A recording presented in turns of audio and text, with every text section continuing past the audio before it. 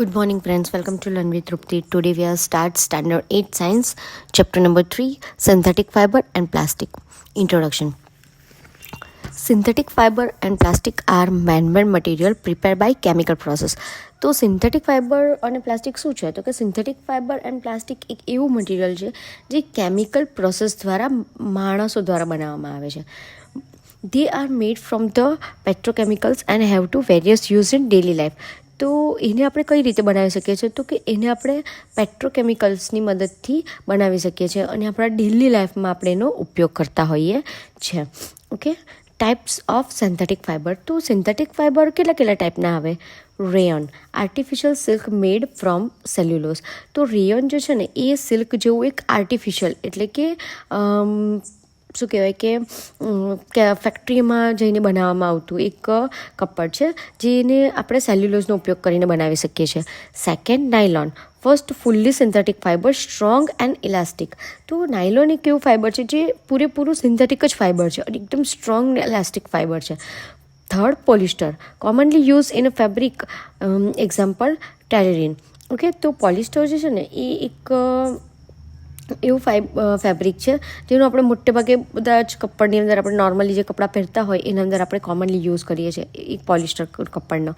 Fourth છે acrylic, wool like a synthetic fibre, use sweater and blanket. Okay, તો જે acrylic છે ને એ ઊન જેવું ફાઇબર છે જેનો આપણે બ્લેન્કેટ, સ્વેટર વગેરે બનાવવા માટે ઉપયોગ કરતા હોઈએ છીએ. તો આ જે બધા ફાઇબર્સ છે ને એ સિન્થેટિક ફાઇબર છે, મતલબ કે એ કંપનીઓના અંદર કંઈક અલગ અલગ રો મટીરિયલ લઈને એના ઉપર કેમિકલ પ્રોસેસથી બનાવવામાં આવે છે જેને આપણે સિન્થેટિક ફાઇબર કહીશું. Second, characteristic of synthetic fibre. તો આ સિન્થેટિક ફાઇબર આપણે બનાવ્યા તો એની કેરેક્ટરિસ્ટિક મતલબ કે એ કેવા હોય? તો કે ડ્યુરેબલ એન્ડ સ્ટ્રોંગ, મતલબ કે ટકાઉ કે લાંબા સમય સુધી ચાલે અને સ્ટ્રોંગ હોય. Light in weight, easy to wash and dry. Okay, resistance to moth and wrinkles, less absorbent, can cause discomfort in summer. મતલબ કે એનું વજનમાં હલકા હોય, ધોવામાં આસાન, સુકાઈ જાય ફટાફટ, પછી જીવડાઓથી, પછી કરચલીઓ પડવાથી આપણે એને વધારે મતલબ સારા રહે એન્ડ એના અંદર સમરમાં આપણે આ વસ્તુનો વધારે યુઝ કરી શકતા હોતા નથી આ ટાઈપના ફેબ્રિકનો.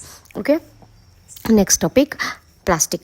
Plastic are synthetic material that can be molded into different shapes. તો પ્લાસ્ટિક એક એવું સિન્થેટિક મટીરિયલ છે જેને આપણે અલગ અલગ આકાર આપી શકીએ છીએ.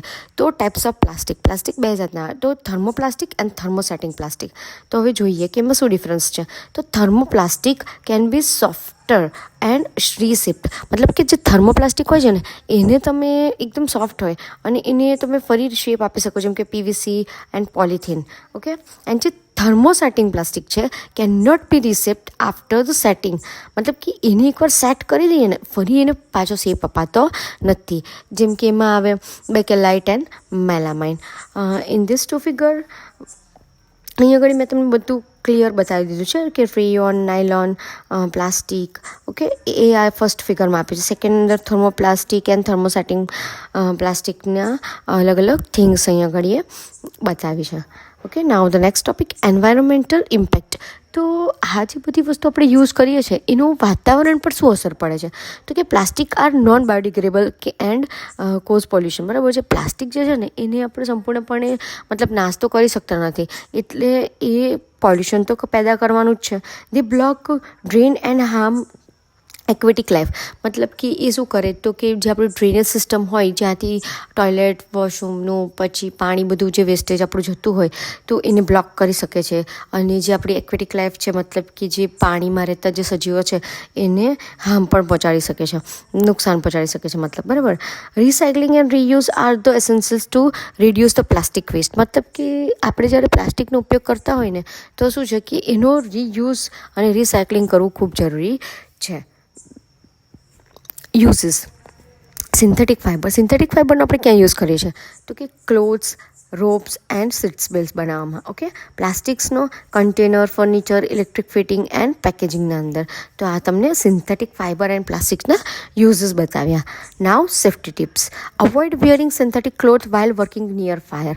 મતલબ કે જ્યારે તમે આગના પાસે કામ કરો છો ત્યારે તમારે સિન્થેટિક કપડાં પહેરવા જોઈએ નહીં.